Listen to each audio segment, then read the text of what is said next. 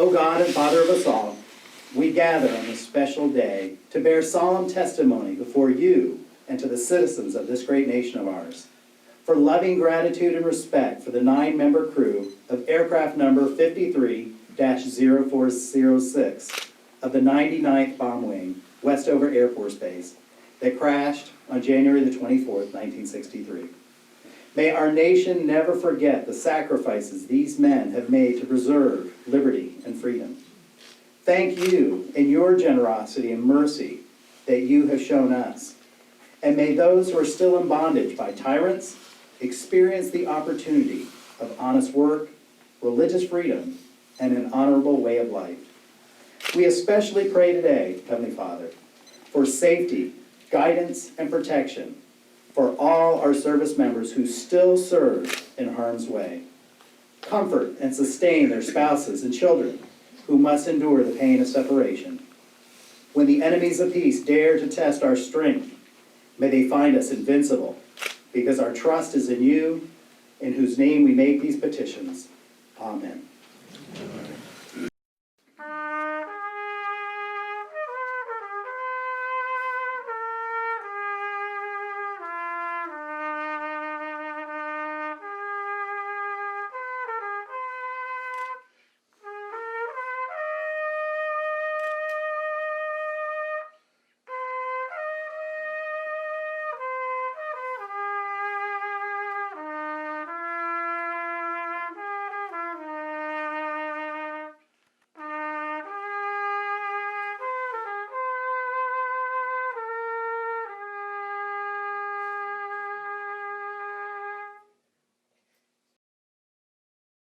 Elephant Mountain, Maine. The 101st Air Refueling Wing's Honor Guard was on hand to participate in a Memorial Day service of the B-52 crew members that died in the crash on January 24, 1963. The family of 3 crew members were on hand, as well as several rescuers who used snowmobiles and snowshoes to reach the crash site. One of the key organizers will tell us more. My name is Rick Johnson. I'm a retired Senior Master Sergeant with the Maine Air National Guard and currently with the Maine State Honor Guard at Bangor International Airport. We work with the last 18 years with the Moosehead Riders Snowmobile Club, who have memorialized the crash site of the B-52 on Elephant Mountain some 50 years ago. Now, how did you first get involved with that, Rick? Well, the Moosehead Riders Snowmobile Club decided to make the site memorialized. So 20 years ago, they took that endeavor on. Then 18 years ago, they decided they wanted some help with this and wanted to get the military involved. So they contacted the Maine State Honor Guard here at Bangor. And I happened to be the one that was lucky enough to answer the phone that day, and we've been involved with them ever since. We go every year, January 23rd, whatever the weekend is the closest to that date, and we ride in on their snow sleds and we do a memorial at the site, the crash site, with the roll call and honoring those airmen that perished that day, and also the 2 survivors that made it out that day. What's different about this year? This year is different because it's the 50th anniversary. We did celebrate that honor that in January, but this past Memorial Weekend, we had family members back, representing 3 families back, a total of 16 people, of crew members that had died that day. The families had heard about the site, knew that their loved ones had died, but had never seen it. So we had invited them, any and all that could come back. These families had never been there. So they came back, as well as Captain Jerry Adler, one of the survivors. People came from as far away as Las Vegas, Nevada, California, Oregon, Missouri, Pennsylvania, Connecticut, and one from Canada even. They came back to be honored also by the Snowmobile Club as family members, and we did a memorial at the site again with them in presence, and they were very impressed with the fact that the Snowmobile Club has taken care of this site and memorialized it to the extent that they have to honor their loved ones that died 50 years ago. Absolutely. And what were some of the responses you got from them? The responses, one family, Captain Hill, his family were amazed that a community such as Greenville, a remote community, would take the time to honor the family, the members of the aircraft, especially for the 20 years that they have done it. And one woman's sister, actually, of Captain Hill, said that she was very impressed with the fact that this community took care of that site, even though they just did it humbly, without fanfare, and even if family members didn't come back, it was no special event. It was just special for the downed crew members. What was your takeaway from the whole weekend? In the words that she put to the club, humbling. It was very impressive to see the fact that these family members would travel the distance to see this. They knew of their relatives, their uncles, their brothers. Some did not know them. There were some nieces that were there that obviously were not alive when this event happened, but it's still been in the family, and they wanted to see it as well. And to see them travel that distance to see and honor their uncles and brothers, it was really amazing, especially with the weather conditions that we had. You guys feel like the Honor Guard made a difference for these folks? Yes, very much so. They thoroughly were thoroughly impressed with the fact that Greenville has done this, but the military presence there was inspiring for them as well. Now, there was a letter read from Commander?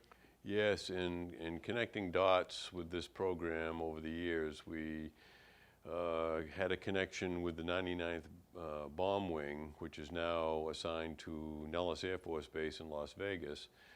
And their commander, we've talked to him in the past 8 months, and he was impressed with the fact that this unit, the Maine Air Guard and the Greenville community, has taken this to the level that it is. And he sent a thank you note or letter to the Greenville community, and expressing his thanks for what we have done as the Air Guard and the community again for taking care of their fallen comrades. Tell me about the events of the day, like how did that play out? The events of the day, the Greenville community, with assistance from some of the local guide outfits, they had vehicles large enough, and they picked up the people at their hotels and again, gave them limousine service, so to speak, brought them to the clubhouse. The Maine State Honor Guard, we had 13 members on board that day, and we had a military presence when they drove in, opening the doors for them and greeting them. That set the tone for what the day was going to be for them, and they were very impressed with that. The greetings from the club members inside the facility impressed them as well. The community just reaching out to them. We had a service at the clubhouse for those that could not make it to the site.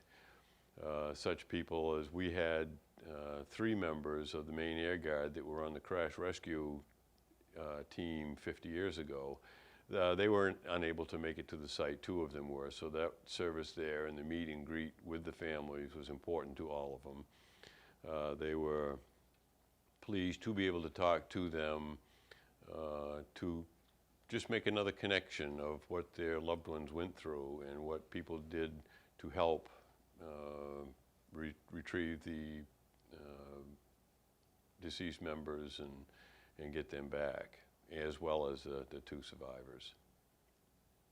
And then once the clubhouse left, what did you guys go from there? From the clubhouse, we drove to the crash site. Again, the community reached out. We had some family members that were early 90s. 70s was the probably average age, 60 was the youngest. So the ATV club had ATVs side by sides that we were able to move them to the crash site safely and more comfortably. Again, with the rain that we had, it was quite miserable, but as one family member said, this is more what it was back then, so it made it more surreal for those family members. They did have tents set up, and we had chairs available for them, so as the service went on, they were more comfortable than just standing around. Now, once you're up on the up on the mountain, what type of services you guys provided there? On the mountain, we had the Moosehead Riders Snowmobile Club introduced the site to them, spoke briefly of what they had done to the site and how it's memorialized. The American Legion did a roll call of the 7 crew members that had perished and the 2 that had survived, and roses were placed in their honor. A wreath was also put there to represent the whole crew. After that, there was a reading of what's called routine training flight, which speaks to the fact that no training flight is routine. Everything has their own little differences and nuances to it, and they all have a different perspective of what they're trying to achieve. And once that was read, the chaplain did a blessing and a reading. Then the honor guard, it was our turn to do a military burial service, and we had, for the 3 families that were represented, we did 3 unfolding and folding of burial flags for their presentation.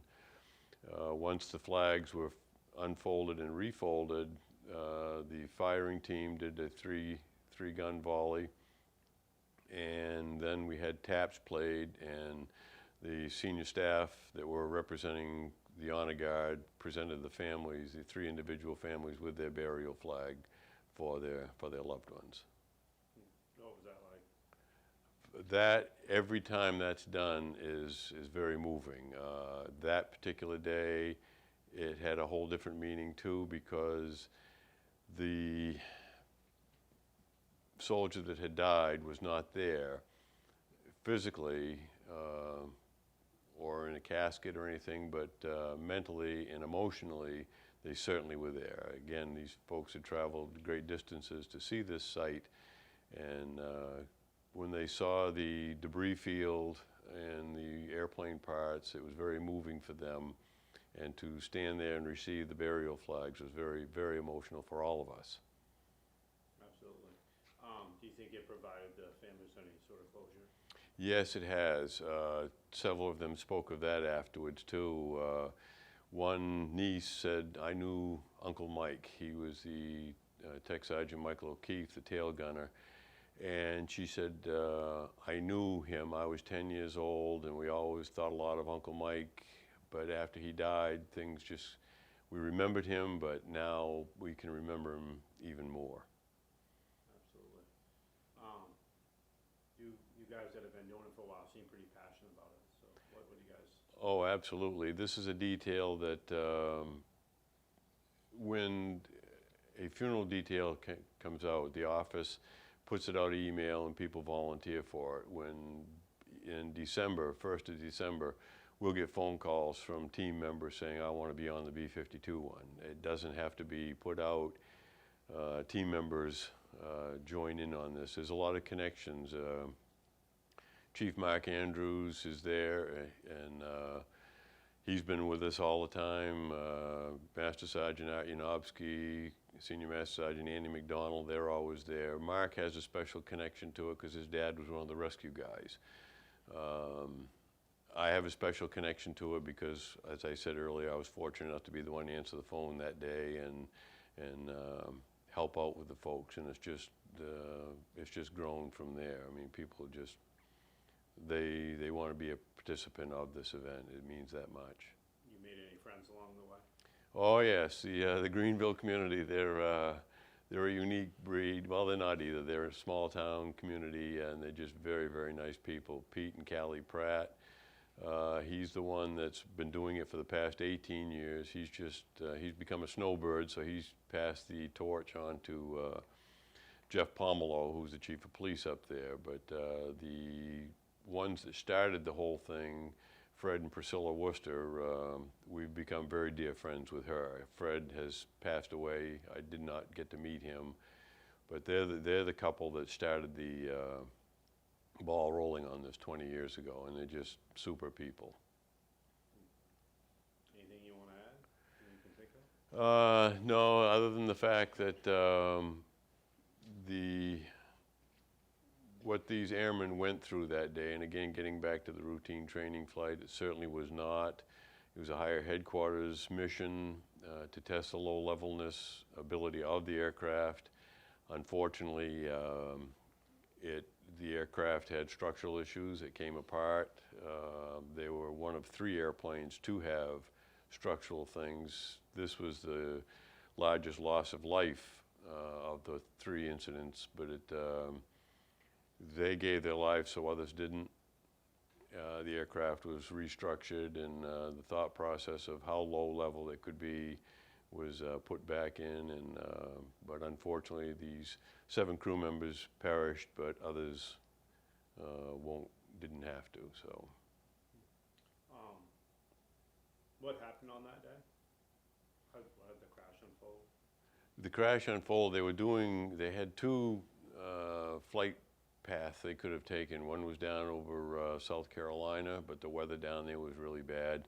The weather in Greenville area was clear, windy, but better conditions. So they opted for that flight path. And as they were coming in low level, I believe the altitude was 800 feet.